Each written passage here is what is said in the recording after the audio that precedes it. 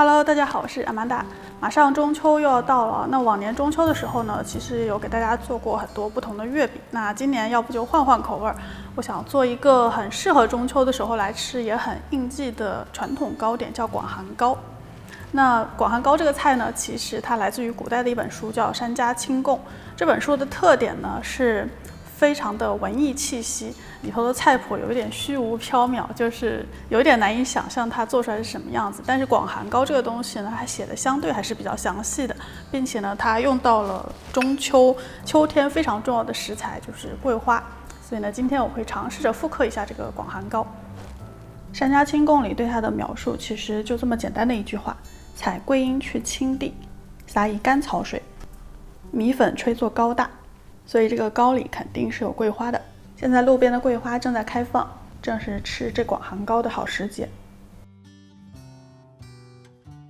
接着来煮点甘草水，20克甘草，300毫升水，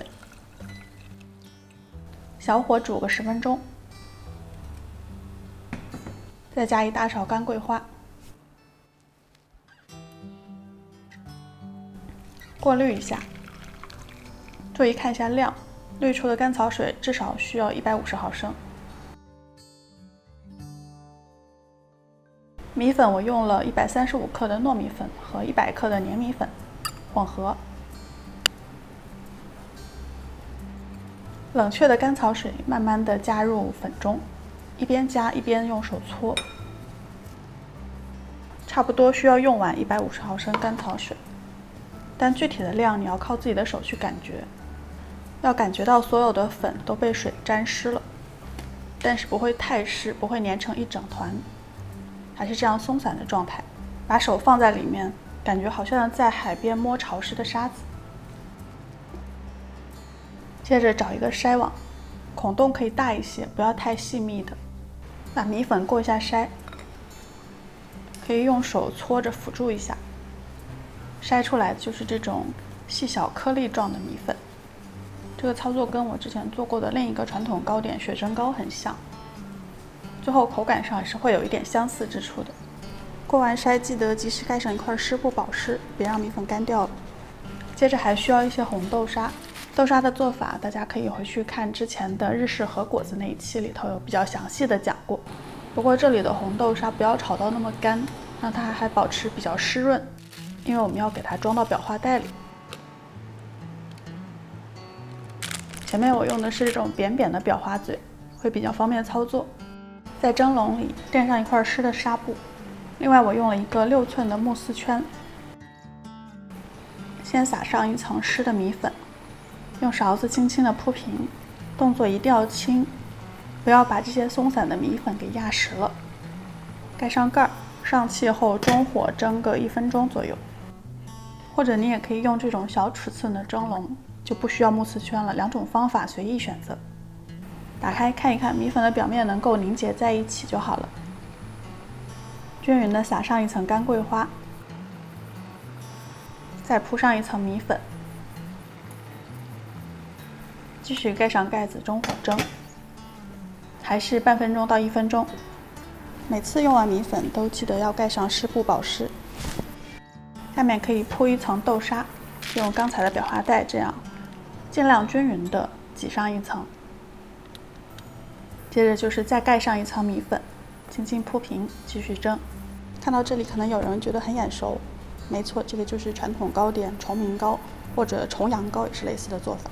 像这样一层米粉，一层桂花，一层米粉，一层豆沙，依次的把米粉铺上去，每一层都要让米粉蒸熟，再铺下一层。如果把豆沙、桂花换成果仁干果之类的，其实就是重明糕了。一直到所有的米粉都用完，慕斯圈大概8分满。最后盖上盖子，让表面凝结。接着可以再盖上一层湿的纱布。最后再中火蒸个10分钟，让整块糕从上到下都可以彻底的熟透，就可以出炉了。现在这个糕都已经完全蒸好了，打开看一看，它的表面应该是已经完全凝结住了的。稍微凉一凉就可以拿出来切着吃了。然后刚出炉的这个糕是热腾腾，非常好吃的。它的口感其实是有一点介于松糕和年糕之间的，就是半松不软，但是有一点黏黏糯糯的那个口感，还蛮奇妙的。刚蒸好的糕还是比较松软的，虽然不像雪蒸糕那样是一种松糕的状态，但是也不像是 Q 弹的年糕口感，可以说是介于两者之间。如果之前糯米粉的比例高，就会更加类似年糕。如果米粉的比例高，又会更类似于雪蒸糕，大家可以按照自己的口味偏好去调整。现在趁热吃的时候，它应该就是那种比较黏糯的口感，就是黏中带糯，糯中带软，软中带松，就这种感觉。这个糕本身没有特别甜，如果你喜欢更甜的话，可以再浇点那个糖桂花上去。然后吃不完的糕可以把它包好冷藏，等它变硬了之后，你再切成小块。现在冷的时候切豆沙可能会分层，没关系，加热之后又会粘回去的。冷掉的糕可以直接微波炉转一转，或者蒸锅蒸一蒸。豆沙、桂花和米粉这3种都是带着淡淡清香的食材混合在一起，吃起来是一种很雅致的口感，确实很适合它的名字叫广寒糕。或者你也可以用油煎一煎，煎过的糕就是外脆内软的，吃起来会更香，很适合当早餐或是点心来吃。中秋佳节、国庆长假期间，大家有空的话在家试试看吧。